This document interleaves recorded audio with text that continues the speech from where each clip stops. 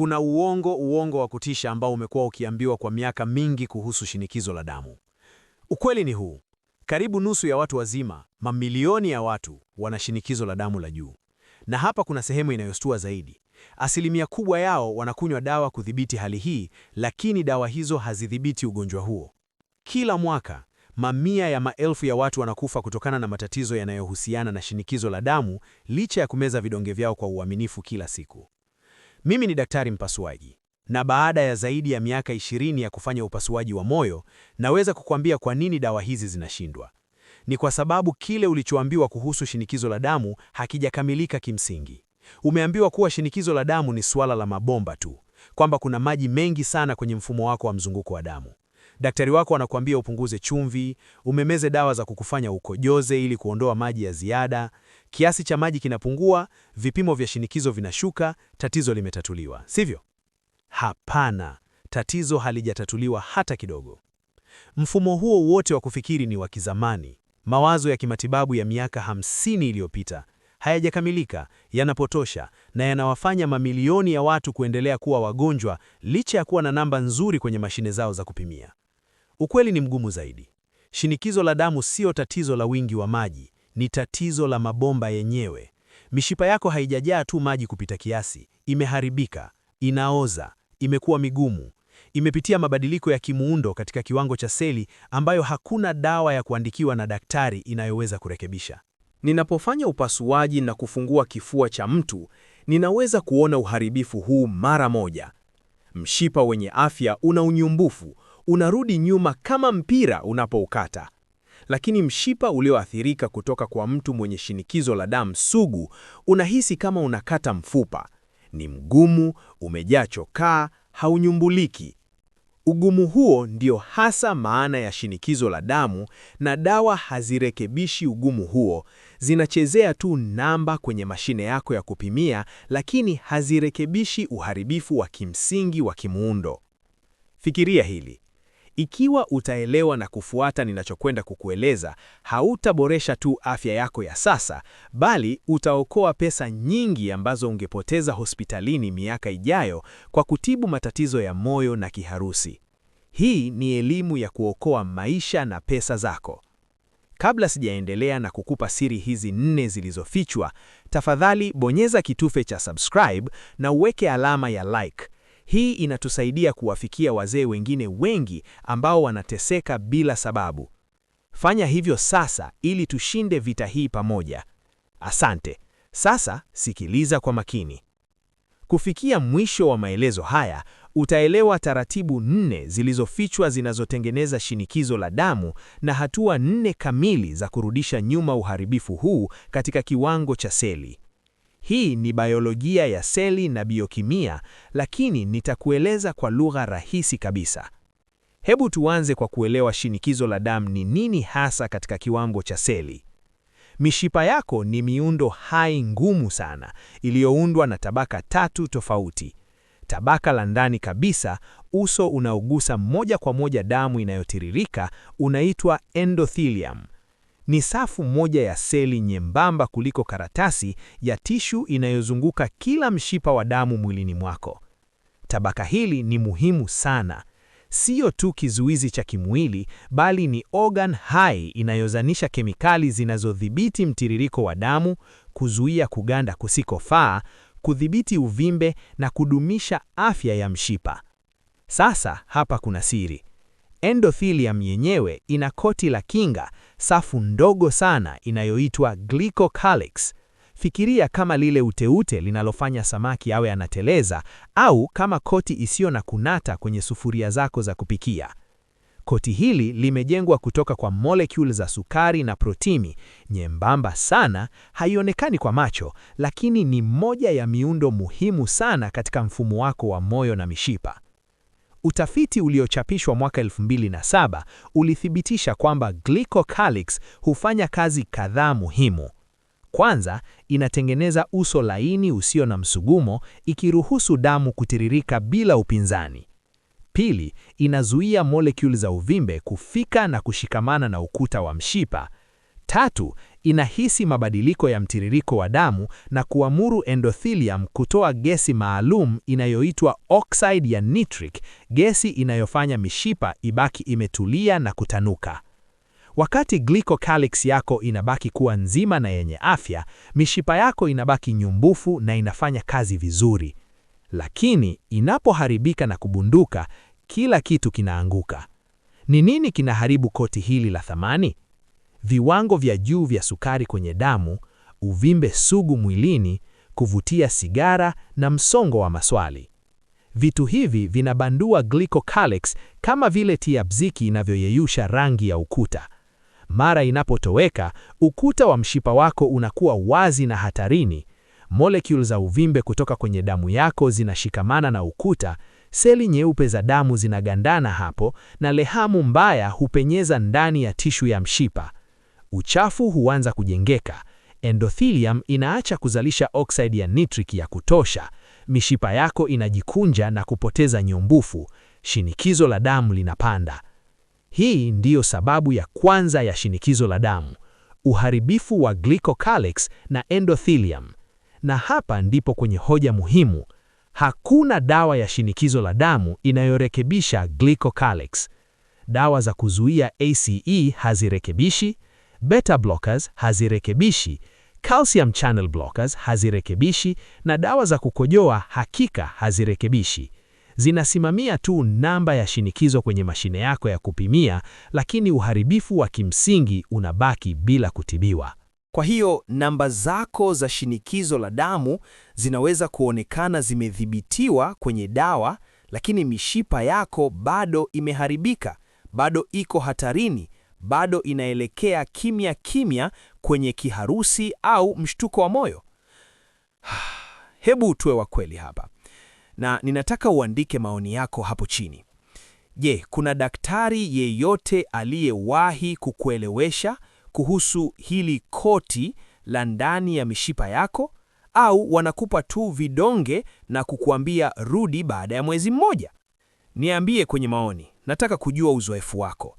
Hii inaelezea kwa nini watu walio kwenye dawa za shinikizo la damu bado wanapata matukio ya moyo. Dawa inatibu dalili lakini sio chanzo. Hii inatuleta kwenye sababu ya pili, ugumu wa mishipa na ukaukaji. Madaktari wengi hupuuza kabisa hili. Wanalenga pekee namba za shinikizo la damu, lakini wanapuuza kama mishipa ni migumu au inanyumbulika. Na tofauti hiyo ni muhimu kuliko namba zenyewe. Utafiti uliochapishwa katika jarida la American College of Cardiology mwaka 2010 ulionyesha kupitia mapitio ya kina kwamba ugumu wa mishipa unatabiri matukio ya moyo na vifo vyote vizuri zaidi kuliko vipimo vya kawaida vya shinikizo la damu pekee. Shinikizo la damu hupimwa kama namba 2, ya juu na ya chini. Tofauti kati yake inatoa taarifa kuhusu ugumu wa mishipa. Tofauti ya kawaida inapaswa kuwa kati ya 40 na 50, lakini mishipa inapozidi kuwa migumu kutokana na uzee na magonjwa, shinikizo la juu huongezeka huku la chini likipungua. Unaweza kuishia na shinikizo la damu la 162 juu ya 72. Ya juu imepanda, ya chini iko chini, lakini tofauti kati yake ni kubwa sana. Tofauti pana, chochote zaidi ya 65, inaashiria kuwa mishipa ni migumu na imekauka kama chokaa. Mshipa wako mkuu umepoteza uwezo wake wa kujumbulika na kufyumiza mshtuko wa damu. Hati ya makubaliano ya wataalamu ya mwaka 2006 iliyochapishwa katika jarida la European Heart Journal ilithibitisha kuwa ugumu wa mishipa unaweza kupimwa moja kwa moja kwa kutumia kipimo maalum cha kasi ya wimbi la damu. Hii hupima jinsi wimbi la shinikizo linavyosafiri kwa kasi kupitia mfumo wako wa mishipa. Katika mishipa yenye afya inayonyumbulika, wimbi husafiri pole pole. Katika mishipa migumu yenye ugonjwa, wimbi husafiri kwa kasi sana. Kadiri kasi inavyokuwa kubwa, ndivyo mishipa yako inavyokuwa migumu na ndivyo hatari yako ya moyo inavyokuwa. Kipimo hiki kinapatikana na hakiumi. Kinachukua kama dakika 10 tu kufanya, lakini karibu hakuna daktari anayekiagiza kama utaratibu wa kawaida. Kwa nini? Kwa sababu hakuna dawa ya kuandikiwa inayotibu ugumu wa mishipa moja kwa moja. Utafiti uliochapishwa katika American Journal of Hypertension mwaka 2004 ulielezea athari za ugumu wa mishipa kwa shinikizo la damu la juu, bainisha kuwa mbinu za sasa za dawa hazishughulikii tatizo la msingi kimuundano. Hebu nielezee nini kinasababisha ugumu wa mishipa katika kiwango cha tishu. Ukuta wa mshipa wako una tabaka 3. Tabaka la kati limeundwa na seli za misuli laini na nyuzi zinazonyumbulika. Tabaka hili la kati linatoa mishipa yako unyumbulifu na uwezo wa kutanuka na kusinyaa. Lakini unapozeeka, hasa ukiwa na shinikizo la damu, kisukari au uvimbe msugu, michakato kadhaa ya uharibifu inaathiri tabaka hili la kati. Kwanza, amani za calcium zinaanza kujijenga. Calcium ni ya mifupa yako, sio ukuta wa mishipa yako. Lakini wakati mishipa imevimba kwa muda mrefu, calcium huhama kutoka kwenye damu yako na kuingia katika tabaka la mshipa la kati. Inaganda na kutengeneza amani, ikifanya ukuta wa mshipa kuwa mgumu hatua kwa hatua. Fikiria kama bomba la maji linalopata kuta na kuzibiwa na uchafu mgumu kwa ndani. Pili, nyuzi zinazonyumbulika zinavunjika na kuharibika, zikibadilishwa polepole na collagen inayokuwa gumu na haipendi. Tatu, seli za misuli laini zinapitia mabadiliko ya kiugonjwa. Zinaacha kufanya kazi kama seli za misuli na kuanza kuishi kama seli za kujenga mifupa, zikiweka calcium kwa bidii na kukuza ukaukaji wa ukuta wa mshipa.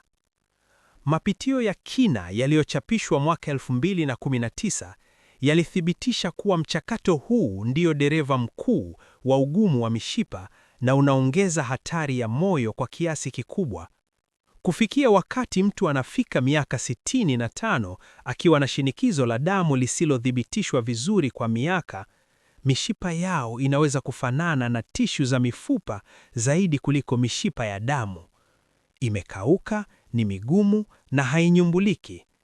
Na hakuna dawa ya shinikizo la damu inayorudisha nyuma mchakato huu.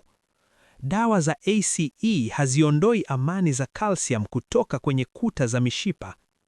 Calcium channel blockers zinazuia calcium kuingia kwenye seli za misuli ili kuzisaidia kupumzika kwa muda mfupi, lakini haziondoi calcium ambayo tayari imejikita kwenye ukuta wa mshipa. Ukaukaji unabaki. Ugumu unaendelea. Hivyo basi, hapa kuna swali la msingi. Je, unaweza kweli kurudisha nyuma ukaukaji wa mishipa? Jibu ni ndio, lakini sio kwa dawa za kuandikiwa na daktari, bali kwa hatua maalum za kilishee ambazo madaktari wengi hawajawahi kujifunza kuzihusu. Hebu nikuulize, umewahi kusikia kuhusu vitamin inayoondoa calcium kwenye mishipa na kuirudisha kwenye mifupa? Au daktari wako anakupa tu dawa za kutuliza maumivu?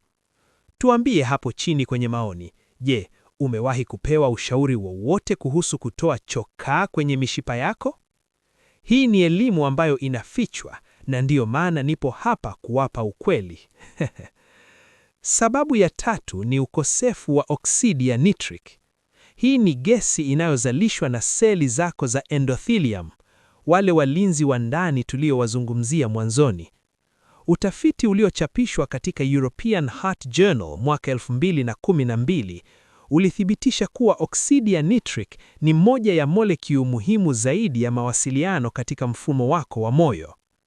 Wakati oksidi ya nitric inapotolewa, inaingia katika tabaka la misuli ya kuta za mshipa wako, ikiashiria seli za misuli kupumzika.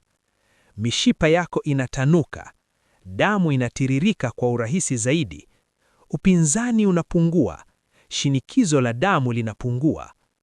Endothelium yenye afya inazalisha gesi hii mara kwa mara, ikiweka mishipa katika hali ya utulivu na kudumisha shinikizo la kawaida. Lakini wakati endothelium yako inapoharibika, wakati lile koti la glycocalyx linapoondolewa, uzalishaji wa oksidi ya nitric unashuka kwa kasi ya ajabu.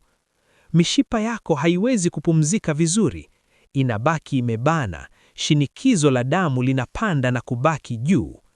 Kimenzi kinachohusishwa na kuzalisha gesi hii kinaharibiwa na mambo yale yale yanayoharibu lile koti la kingine: sukari nyingi, msongo wa oksidi na uvimbe sugu.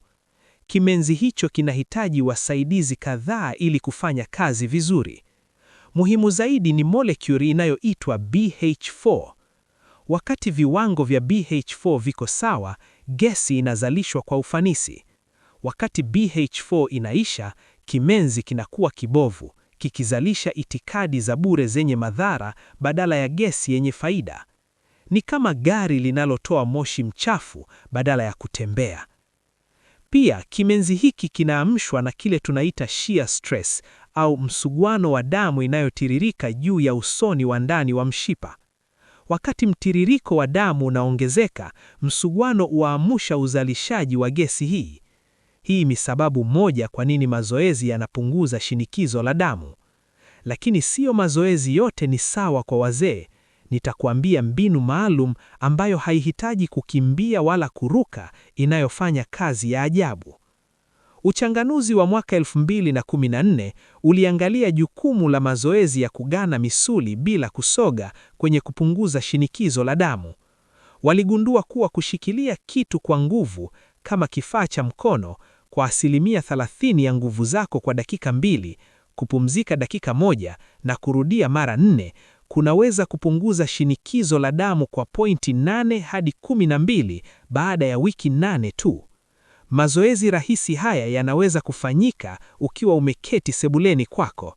Na sasa sababu ya 4 na ya mwisho, muunganiko wa insulin na figo.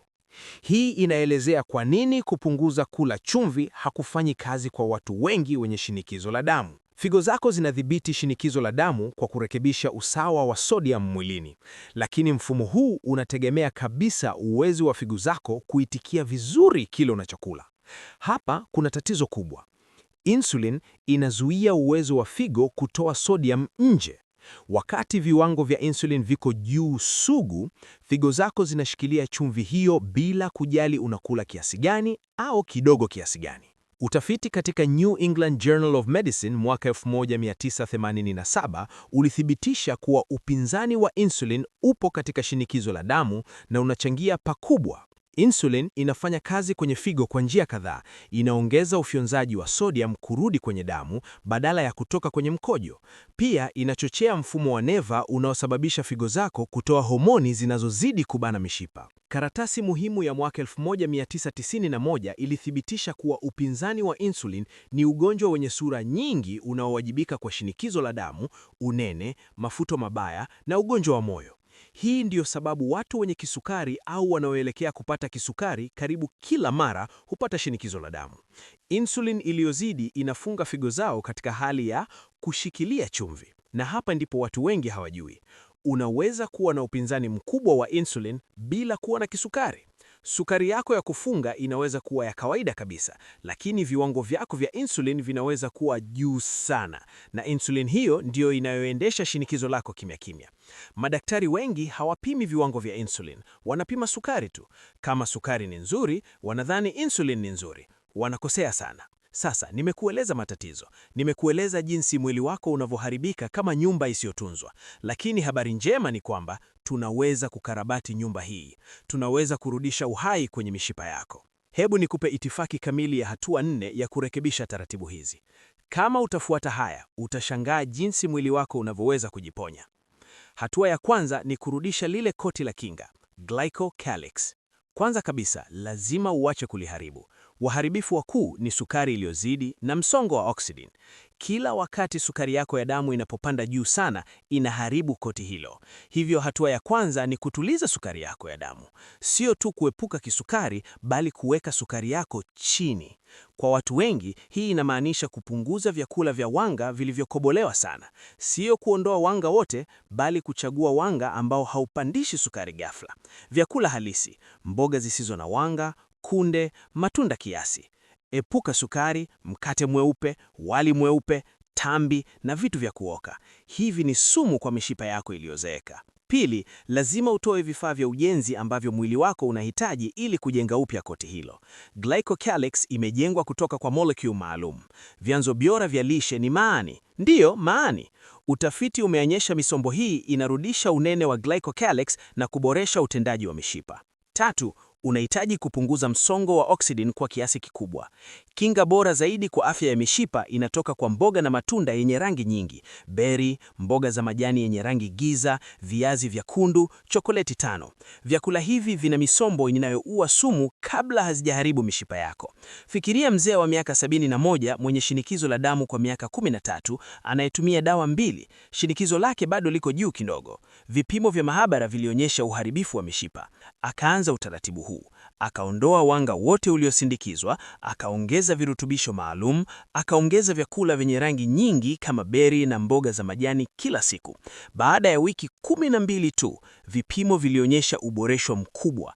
Mishipa ilianza kutanuka vizuri. Shinikizo la damu lilishuka kutoka 130 kwenda 116. Akapunguza dawa moja. Baada ya miezi 6, aliacha dawa zote kabisa na shinikizo likabaki imara. Huo ndio uwezo wa chakula na kuelewa mwili wako. Hatutegemei miujiza, tunategemea sayansi ya seli. Sasa tunaelekea kwenye hatua ya pili, na hii ni muhimu sana kwa yeyote mwenye umri wa zaidi ya miaka 50. Hatua ya pili ni kuondoa chokaa. Ndiyo, kuondoa calcium kutoka kwenye kuta za mishipa yako na kurudisha unyumbufu. Watu wengi hudhani kwamba mara calcium inapoingia kwenye mishipa inabaki hapo milele na haitoki. Wanakosea sana. Kuna protein maalum mwilini mwako ambayo inafanya kazi kama askari wa usalama barabarani kwa ajili ya calcium. Kazi yake ni kuamuru calcium iende wapi. Ikiwa protini hii imelala au haijaamshwa, calcium inatangatanga na kuganda kwenye mishipa yako, ikiifanya kuwa migumu kama bomba la chuma. Lakini protini hii ikiwa macho, inaamuru calcium itoke kwenye mishipa na kwenda kwenye mifupa ambako inahitajika. Sasa nini kinaamsha protini hii? Ni vitamin K2. Utafiti uliochapishwa katika majarida makubwa ya moyo umethibitisha kuwa ulaji mwingi wa vitamin hii una uhusiano na kupungua kwa ugumu wa mishipa na hatari ndogo ya ugonjwa wa moyo. Bila vitamin K2 ya kutosha, calcium inaganda kwenye mishipa yako. Ukiipata ya kutosha, calcium inahamishwa na kurudishwa kwenye mifupa. Huu ni mchakato unaoweza kurudisha nyuma ugumu wa mishipa. Lakini sikiliza, vitamin K2 ni sehemu tu ya suluhisho. Calcium inahitaji vitamin D ili kuingia vizuri kwenye mifupa, hivyo unahitaji vyote viwili vikifanya kazi pamoja. Na sehemu ya tatu ya hatua hii ni magnesium. Magnesium ni dawa ya asili ya kuzuia calcium kuingia pasipotakiwa. Wakati viwango vya magnesium viko sawa, inazuia calcium kuingia kwenye seli za misuli ya mishipa bila mpangilio. Watu wengi wana upungufu wa madini haya kwa sababu yanapatikana hasa kwenye mboga za majani zenye rangi nyeusi, karanga na mbegu. Msongo wa mawazo na dawa za tumbo hula magnesium mwilini mwako. Suluhisho ni kula vyakula hivi kwa wingi au kutumia virutubisho vyenye ubora. Fikiria hili. Mzee wa miaka 74 mwenye shinikizo la damu kwa miaka 18 akimeza dawa 4 kila siku, lakini bado hali si shwari. Vipimo vilionyesha mishipa yake imejaa chokaa. Alianza itifaki hii ya kuondoa chokaa: vitamin K2, vitamin D na magnesium kila siku. Baada ya miezi 6, ugumu wa mishipa ulipungua kwa 9%. Shinikizo lilishuka na alipunguza dawa kutoka 4 hadi 3. Baada ya mwaka mmoja, ugumu ulipungua kwa 16%. Sasa yuko kwenye dawa moja tu na ana afya njema. Huu ni ukweli wa kisayansi, sio hadithi. Hebu nikuulize, na tafadhali jibu kwa uaminifu kwenye maoni. Ni mara ya mwisho lini ulikula sahani kubwa ya mboga za majani au karanga bila kupika sana? Wengi wetu tunakula wanga tu na kusahau madini haya muhimu. Tuambie hapo chini, chakula chako kikuu ni nini? Hii itatusaidia kuelewa wapi tunakosea. Tunaenda hatua ya 3, kurudisha oksidi ya nitric. Kama nilivyosema awali, hii ndiyo gesi inayofanya mishipa kutanuka. Kwanza lazima ulinde kimenze kinachotengeneza gesi hii. Hakikisha unapata vitamin C ya kutosha kutoka kwenye machungwa na pilipili hoho, na vitamin E kutoka kwenye mbegu na mbegu. Vitamini hizi huzuia uharibifu wa kimenze hicho. Utafiti wa mwaka 1999 ulionyesha kuwa vitamin C inapunguza ugumu wa mishipa kwa binadamu. Pili, na hii ni rahisi sana, lazima uamshe uzalishaji wa gesi hii kupitia msuguano wa damu. Njia bora kabisa kwa wazee ni mazoezi ya kubana mkono. Chukua kifaa cha kubana au hata mpira mdogo mgumu. Uminyinye kwa nguvu zako kwa 30% kwa dakika 2. Pumzika dakika 1. Rudia mara 4. Fanya hivi mara 4 kwa wiki. Hii inatuma ujumbe moja kwa moja kwa mishipa yako kutoa gesi ya kutanuka. 3, na hii itakushangaza. Pumua kupitia pua yako. Unapopumua kwa pua badala ya mdomo, njia zako za pua zinazalisha oksidi ya nitreki. Utafiti unaonyesha kuwa kupumua kwa pua huongeza viwango vya gesi hii kwenye damu kwa hadi 400% ukilinganisha na kupumua kwa mdomo. Funga mdomo wako, tumia pua yako. Ni bure na inaokoa maisha. Kama bado hujafanya hivyo, tafadhali bonyeza kitufe cha subscribe sasa hivi. Tunajenga jamii ya watu wenye akili wanaotaka kuzeeka kwa afya, sio kwa ugonjwa. Jiunge nasi. Hatua ya 4 na ya mwisho, kuweka upya insulin na figo. Hii ndio siri ya kufungua figo zako ili zitoe chumvi iliyozidi. Kumbuka, insulin inafunga figo zako katika hali ya kuhifadhi chumvi. Lazima uishushie insulin hiyo. Njia bora zaidi ni kula kwa muda maalum. Hii inamaanisha kubana muda wako wote wa kula katika dirisha maalum kila siku na kufunga masaa yaliyobaki. Kwa watu wenye shinikizo la damu, napendekeza kufunga kwa masaa 16 na kula ndani ya masaa 8. Kwa mfano, kula chakula chako chote kati ya saa 6 mchana na saa 2 usiku. Kuanzia saa 2 usiku mpaka saa 6 mchana siku inayofuata, usile chochote. Kunywa maji tu, kahawa chungu au chai bila sukari. Hakuna kalori. Utafiti unaonyesha kuwa mtindo huu unashusha shinikizo la damu kwa pointi 9 hadi 11 ndani ya wiki 8, bila hata kubadilisha nini unakula, bali lini unakula. Utaratibu ni rahisi. Insulin ndogo inamaanisha figo zimefunguliwa, ambayo inamaanisha chumvi inatoka, ambayo inamaanisha shinikizo la damu la kawaida. Pia ongeza mazoezi ya nguvu. Unapofanya mazoezi ya kutumia misuli yako inajenga vipokezi vingi vya insulin. Utafiti unaonyesha kuwa mazoezi ya nguvu mara 2 au 3 kwa wiki hupunguza insulin kwa 20 hadi 30. Hii ndiyo maana ya kubadilisha hali halisi. Hiki ndicho kinachoitwa kurudisha nyuma shinikizo la damu. Sio kudhibiti dalili kwa muda, sio kuchezea namba na vidonge, bali kurekebisha taratibu za msingi kabisa. Kurudisha lile koti la kinga, kuondoa chokaa kwenye mishipa, kurudisha uzalishaji wa gesi ya uhai na kuweka sawa insulin. Hatua hizi 4 zinashughulikia vyanzo halisi. Unaposhughulikia vyanzo, shinikizo la damu hurekebika kiasili. Mwili wako unajiponya wenyewe. Anza na hatua 1. Chagua hatua inayokuvutia zaidi. Ikiwa unakula wanga mwingi, anza na kudhibiti sukari. Ikiwa una uzito mkubwa, anza na kula kwa muda maalum. Ikiwa hufanyi mazoezi, anza na kubana mpira wa mkono. Lakini sikiliza kwa makini sana. Sikuambii uache dawa zako za shinikizo la damu ghafla. Hilo litakuwa hatari sana. Dawa zinasimamia dalili, wakati itifaki hizi zinarekebisha vyanzo. Unahitaji vyote mwanzoni. Anza kutekeleza haya huku ukiendelea na dawa zako. Kadiri shinikizo lako linavyoboreka kwa wiki na miezi, fanya kazi kwa ushirikiano na daktari wako ili kupunguza dawa pole pole chini ya uangalizi. Pima shinikizo lako kila siku nyumbani. Angalia mwenendo. Namba zako zinapoboreka na kubaki imara, jadiliana na daktari wako kuhusu kupunguza dozi.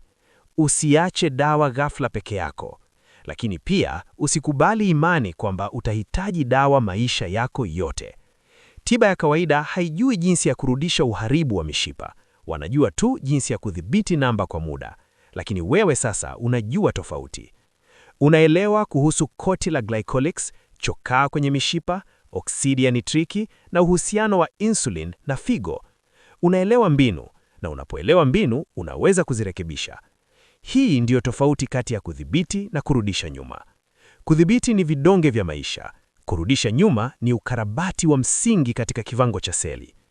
Mishipa yako ndiyo kitu chilicho nacho kinachokusafirishia damu ya uhai. Huna nyingine. Shinikizo la damu sio hukumu ya maisha ya kudumu, ni hali inayorekebishwa ikiwa uko tayari kuelewa na kufanya kazi kurekebisha vyanzo vyake.